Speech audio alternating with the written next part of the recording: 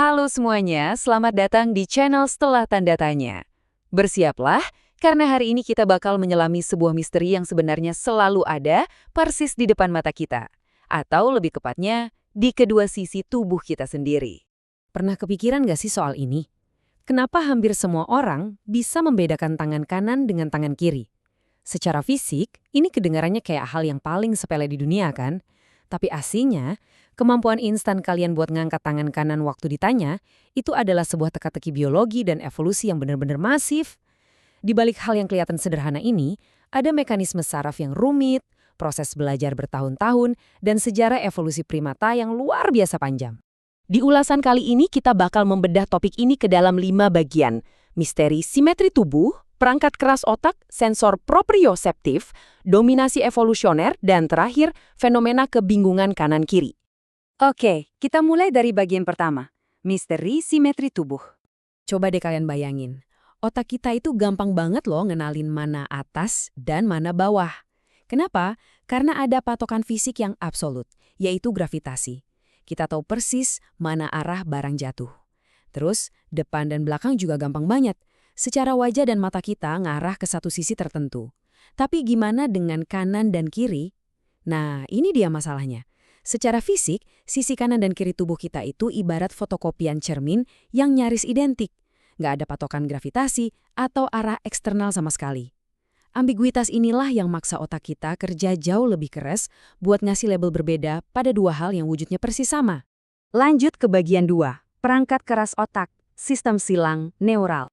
Buat ngakalin teka-teki cermin tadi, otak kita punya solusi fundamental yang unik banget, sistem kontrol menyilang. Jadi, belahan otak kiri kalian itu sebenarnya yang ngendaliin gerakan di sisi kanan tubuh kalian. Begitu juga sebaliknya. Persilangan jalur saraf ini kejadiannya di pangkal otak yang namanya medula oblongata. Intinya, pas kalian gerakin tangan kanan, sinyalnya itu asalnya dari tempat yang beda banget sama pas kalian gerakin tangan kiri. Perbedaan lokasi sinyal ini ngebentuk semacam sidik jari neural, yang bikin otak kita secara diam-diam bisa ngebedain mana yang kanan dan mana yang kiri. Jenius kan? Dan tahu nggak, asimetri fungsi otak ini bukan cuma urusan gerak doang.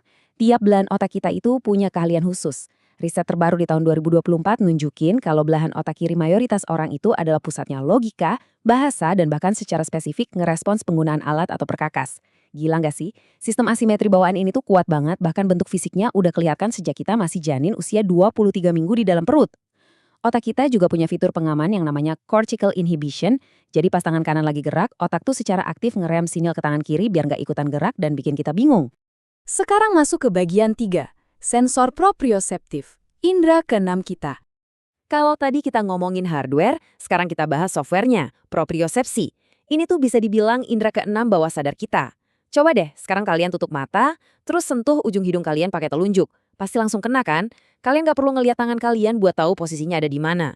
Ini karena sensor-sensor super kecil di otot dan sendi kalian lagi sibuk banget ngirim data ke otak, tepatnya ke korteks parietal, buat ngebentuk peta tubuh virtual. Nah, peta spasial inilah yang bikin insting kita jalan buat tahu sisi tubuh mana yang lagi kita pakai. Tapi software keren ini ternyata butuh waktu bertahun-tahun buat benar-benar terinstal sempurna loh. Bayangin aja, anak balita usia 0-5 tahun itu biasanya masih suka kebolak-balik. Mereka tahu punya 2 tangan, tapi belum nangkep konsep kanan-kiri. Masuk usia 5-8 tahun, mereka baru mulai ngerti kanan-kiri di tubuhnya sendiri. Dan baru pas umur 9 tahun ke atas, anak-anak mulai bisa mikir rotasi spasial, misalnya nyadar kalau tangan kanan orang yang lagi berdiri ngadep mereka itu ada di sisi yang berlawanan. Ini tuh loncakan kemampuan mikir yang benar-benar kompleks. Tapi lucunya, walau kita udah gede, buat sebagian orang kanan dan kiri itu masih suka bikin mikir 2 kali. Buat ngakalin tubuh kita yang kelewat simetris ini, ternyata survei ngebuktiin ada 42,9% dari kita yang sengaja pakai trik sadar. Yang paling klasik, bikin bentuk huruf L pakai jempol dan telunjuk tangan kiri. Atau menciptakan asimetri buatan. Sadar nggak sih banyak dari kita yang sengaja selalu pakai jam tangan di kiri atau cincin di tangan kanan? Itu sebenarnya cara kita ngehack tubuh kita sendiri, biar otak nggak perlu mikir kelamaan pas nyari arah. Kita sampai di bagian 4. Dominasi evolusioner. Kalian sadar nggak sih? Sekitar 90% dari kita, umat manusia di seluruh dunia, dari budaya manapun, itu dominan pakai tangan kanan. Kalau dilihat dari kacamata evolusi, dominasi satu sisi yang jomplang banget ini, itu tuh sebenarnya aneh luar biasa. Fenomena ekstrem ini hampir nggak pernah ditemuin di spesies primata lainnya loh. Kenapa bisa gitu? Ada studi gede-gedean dari Universitas Oxford di tahun 2026 yang neliti 41 spesies primata. Kesimpulannya, misteri ini berawal waktu nenek moyang kita mulai jalan tegak pakai dua kaki. Pas kita jalan tegak, kedua tangan kita jadi nganggur dan bebas kan? Ini ngedorong evolusi kita buat mulai pakai alat. Barengan sama otak yang makin gede, fungsi buat ngomong dan ngendalin alat kompleks ngumpul di otak kiri. Dan karena otak kiri ngontrol sisi kanan tubuh kita, jadilah evolusi mengunci dominasi ini di spesies Homo sapiens. Simpelnya, kita dominan kanan ya karena kita ini spesies pembuat alat yang pinter ngobrol. Nah, kita masuk ke bagian 5, ini yang paling seru. Fenomena kebingungan kanan-kiri alias pas sistem otak kita nge-glitch. Biarpun evolusi udah berjuta-juta tahun, ternyata sampai 26% orang dewasa itu sering banget ngalamin yang namanya directional apraxia. Ya, kebingungan bedain mana kanan mana kiri di kehidupan sehari-hari mereka.